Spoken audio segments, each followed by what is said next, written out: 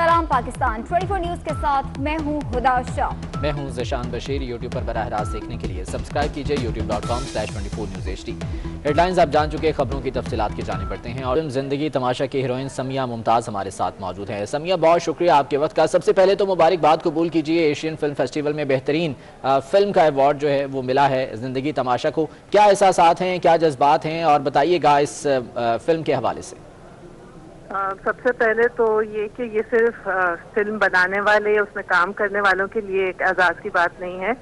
कि मुझे लगता है हम सबके लिए बतौर पाकिस्तानी और हम सब लोगों के लिए ये एक बहुत बड़ा एजाज है, और इस पर हमें हम सबको इसको सेलिब्रेट करना चाहिए। अभी तक जो हम इसको छुपाते रहे हैं और लोग इसको पता नहीं क्या समझते रहे हैं, मेरे ख्याल से अब वो सब जो भी वहम गुमान थे अब लोगों के दिल से दूर हो जाने चाहिए, और इसको पब्लिक स्क्रीनिंग इसकी हो जानी चाहिए, क्योंकि ये बहुत ही हसास किस्म की बहुत खूबसूरत सी फिल्म है। समिया, यकीनन इरफान खोसट ने बहुत अच्छा जो है वो काम भी किया, और उन्हें बेस्ट डायरेक्टर का भी यहाँ पर जो है वो अवार्ड मिला है। लेकिन बहुत ज़्यादा मुश्किलात रहीं इस फिल्म को स्टार्ट में, बैन भी किया गया। अभी आपने पब्लिक स्क्रीनिंग की बात की है, तो क्या आने वाले दिनों में इम्कानात मौजूद हैं? इस हवाले से कोई बातचीत हो रही है? जी, एक तो ये कि इरफान साहब ने नहीं ये डायरेक्ट की, ये सरमद ने की है, उनके बेटे ने, और बहुत उस पर उन्होंने मेहनत की है, और एक बहुत ही लगन से, दिल से बनाई हुई, बहुत प्यार से बनाई हुई फिल्म है। और जी हाँ, मुझे लगता है कि हम लोग बहुत सेफ खेलना चाहते हैं हमेशा। जब भी कोई पब्लिक एंटरटेनमेंट की बात आती है तो हम कोई ऐसा मवाद दिखाना चाहते हैं जिससे कि कोई ज्यादा सोच पे या जहन पे जोर ना पड़े।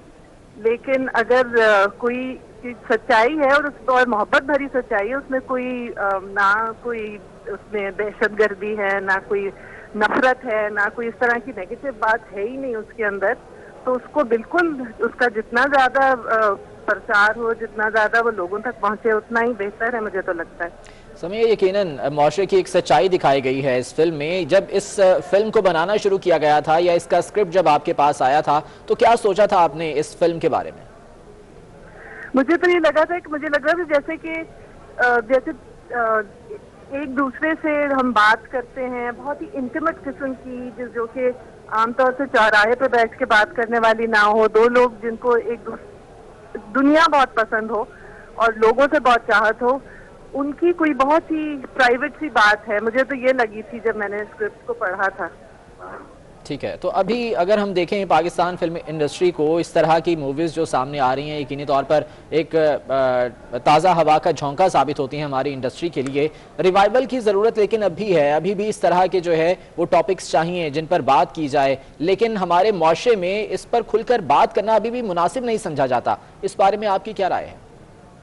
मुझे तो ये लगता है कि ये सिर्फ कोई तासुब सा है कि पता नहीं किस चीज के बारे में, जब जिन लोगों ने देखी है फिल्म वो तो ढूंढते ही रहे कि इसमें ऐसी क्या बात थी कि इससे मनादी हुई, यही नहीं उनको समझ आया, और वो यही ढूंढते रहे कि अच्छा कौन सा हिस्सा था जो कि बैन करने की जिसको जरूरत पड़ी। इसमें ऐसी कोई चीज है ही नहीं, इसमें कोई इश्तियाल अंगेज बात नहीं है, कोई किसी के खिलाफ बात नहीं है, ये तो एक ह्यूमन रिलेशनशिप की बात है, और बहुत ही प्यारी सी एक फिल्म है।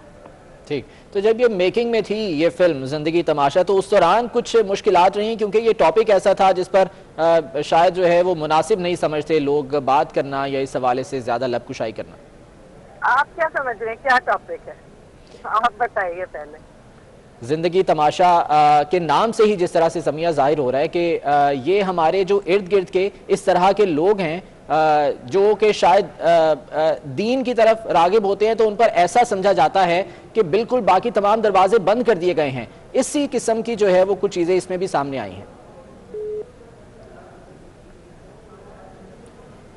समिया मुमताज़ हमारे साथ मौजूद थीं, और ज़िंदगी तमाशा को बेस्ट मूवी का अवार्ड मिला है एशियन फिल्म फेस्टिवल में, और सरमद खोसट को बेस्ट डायरेक्टर का अवार्ड भी मिला है। यकीनी तौर पर पाकिस्तान के लिए ये एक बड़े एजाज़ की बात है, और पाकिस्तानी फिल्म इंडस्ट्री के लिए ये एक बड़े एजाज़ की बात है।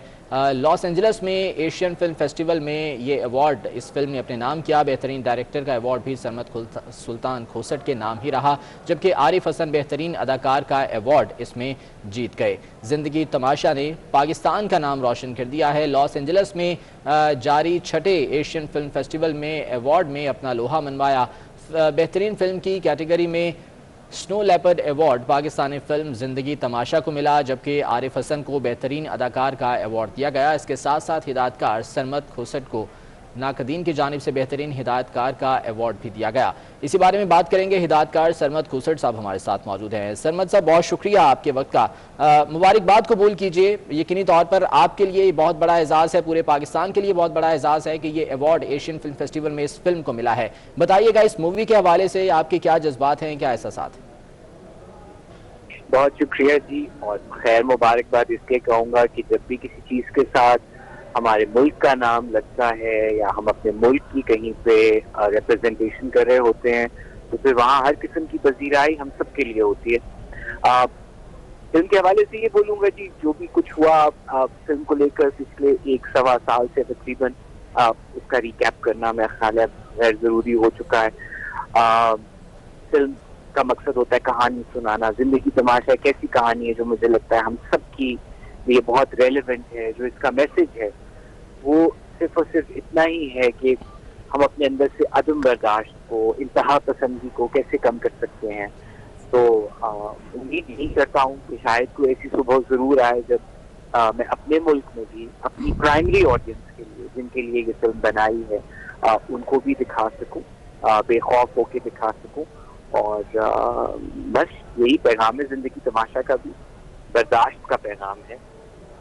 ठीक, सरमद, बेहतरीन हिदायतकार का अवार्ड आपको मिला, प्रोडक्शन आपकी है, डायरेक्शन आपकी है।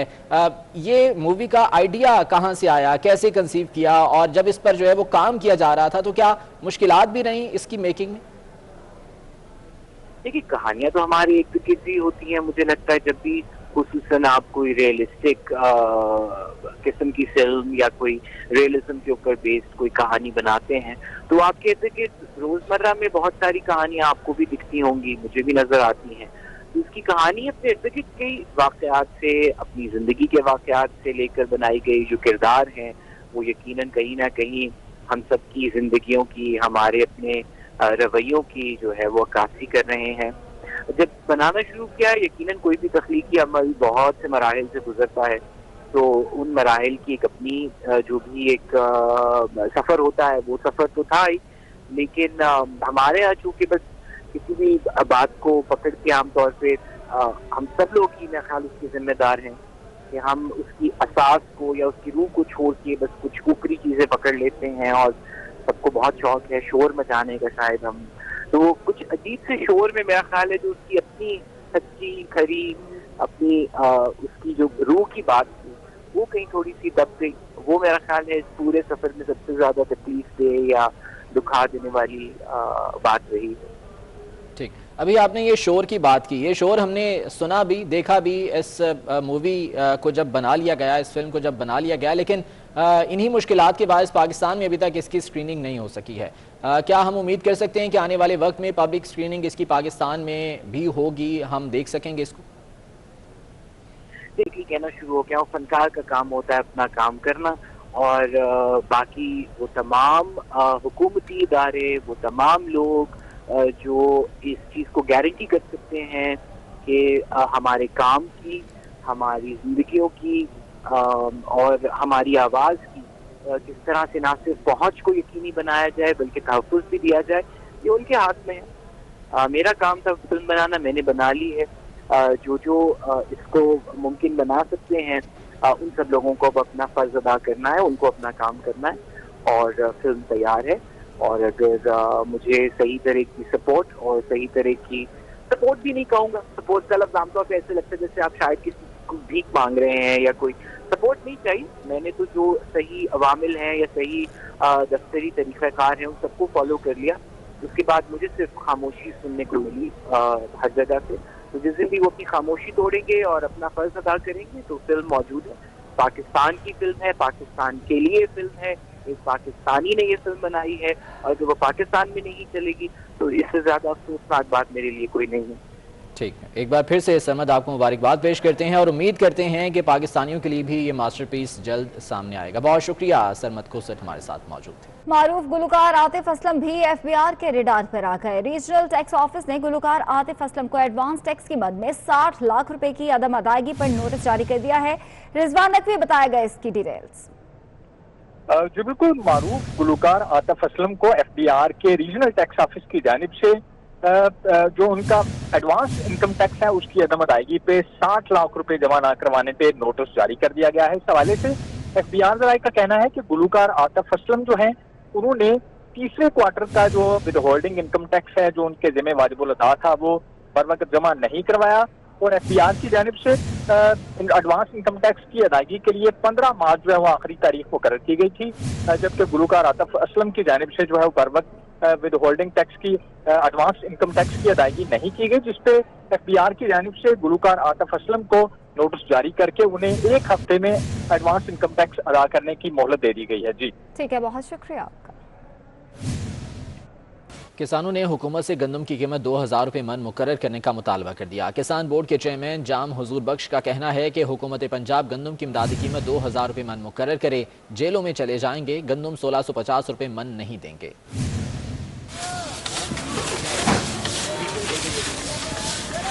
حکومت گندم کی قیمت 2000 روپے فی من مقرر کرے، کسانوں نے مطالبہ کر دیا۔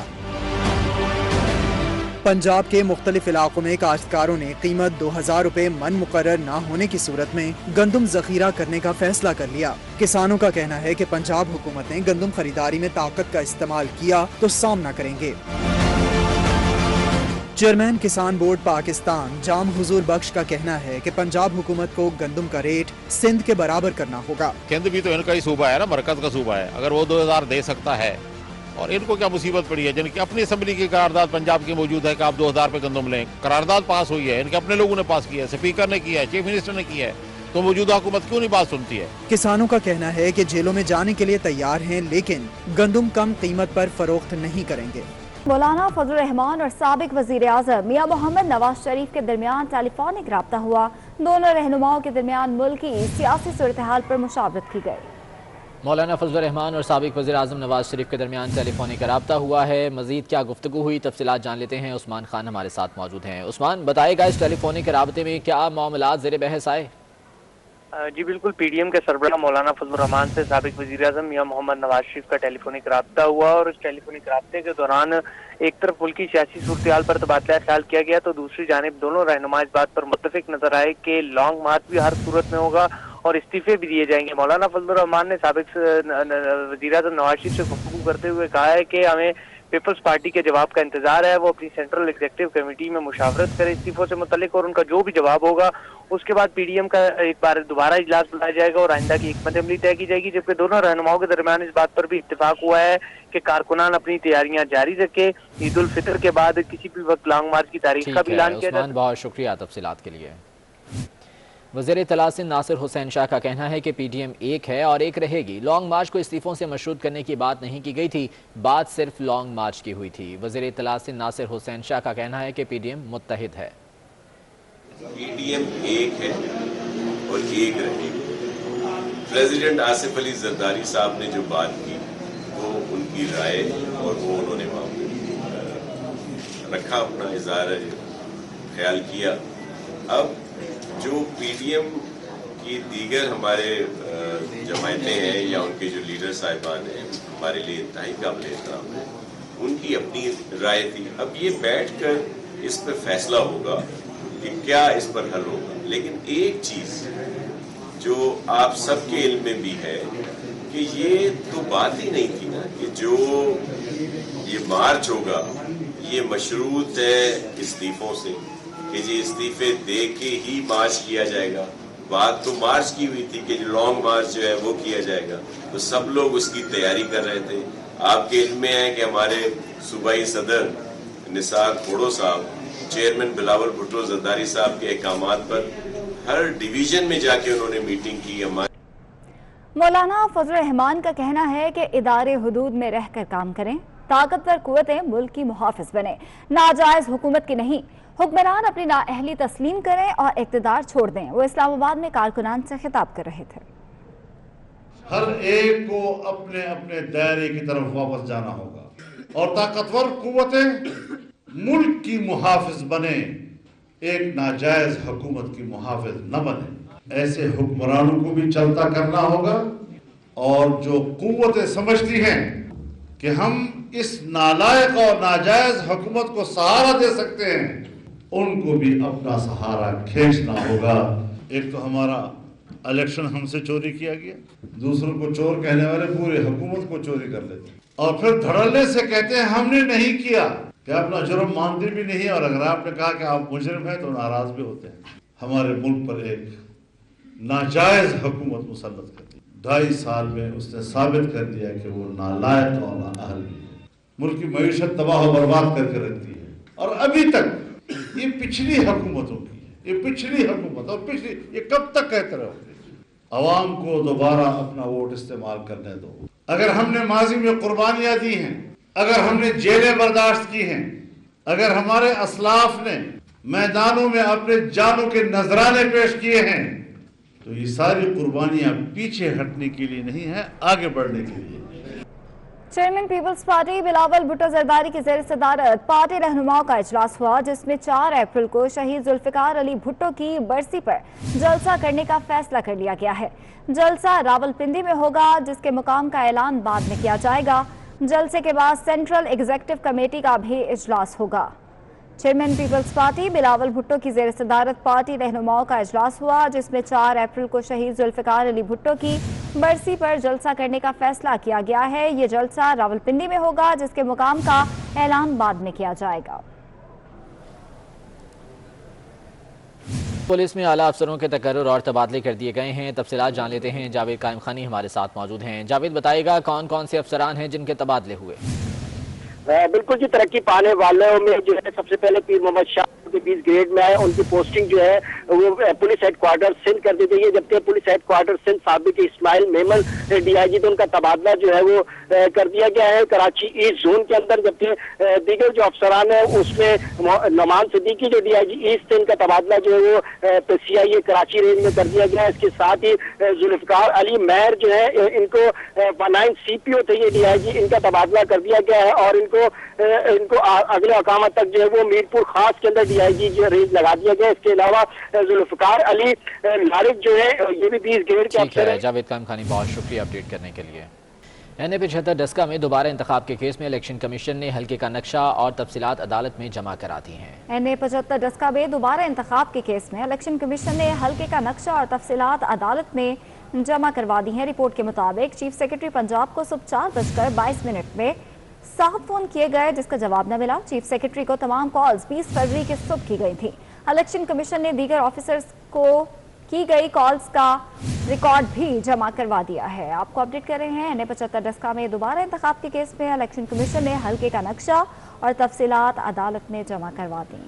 NA-75 ڈسکا میں دوبارہ انتخاب کے حوالے سے اس کیس میں الیکشن کمیشن نے تمام تر تفصیلات عدالت میں جمع کرا دی ہیں، اور اس بارے میں بتایا گیا ہے کہ سیکرٹری پنجاب کو 7 فون کیے لیکن جواب نہیں ملا۔ چیف سیکرٹری کو تمام کالز 20 فروری کی صبح کی گئیں۔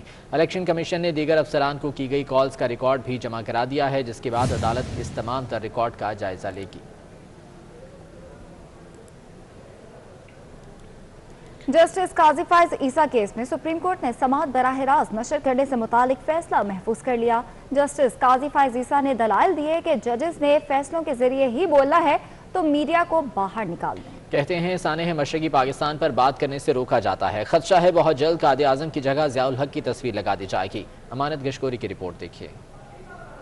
جسٹس عمر عطا بندیال کی سربراہی میں 10 رکنی فل کورٹ نے جسٹس قاضی فائز عیسیٰ نظر ثانی کیس کی سماعت کی۔ کیس کی سماعت براہ راست نشر کرنے کی درخواست پر فیصلہ محفوظ کر لیا گیا۔ جسٹس قاضی فائز عیسیٰ نے دلائل دیے کہ عمران خان نے الیکشن کمیشن جیسے آئینی ادارے پر حملہ کیا۔ کل وزیر اعظم سپریم کورٹ سے ناخوش ہوئے تو ججز سے بھی استعفے مانگ لیں گے۔ انہوں نے کہا کہ ریاست مدینہ کی بات کرنے والا وزیر اعظم عوام کے پیسے سے ہیلی کاپٹر پر دفتر آتا جاتا ہے۔ جسٹس فائز عیسیٰ نے کہا کہ ڈیتھ سیل से सौलत मिर्जा की वीडियो रिकॉर्ड करके मीडिया पर चलवाई गई। सानिया क्वेटा पर मेरी रिपोर्ट को रद्दी की टोकरी में फेंका गया। सानिया मशरकी पाकिस्तान पर बात तक करने से रोका जाता है। जस्टिस फायज ईसा ने कहा कि हमूदुर रहमान कमीशन रिपोर्ट पर अमल नहीं करना था तो कमीशन बनाया ही क्यों गया। जजेस ने अगर फैसलों के जरिए ही बोलना है तो अदालत से मीडिया को बाहर निकाल दें। जस्टिस काजी फायज ईसा ने कहा कि जजेस को निकाल दें लेकिन ब्लैकमेल न करें। दलाइल के बाद अदालत ने करार दिया कि केस की कार्रवाई बराह रास्त दिखाने से मुताल्लिक दरखास्त पर फैसला जल्द सुनाया जाएगा।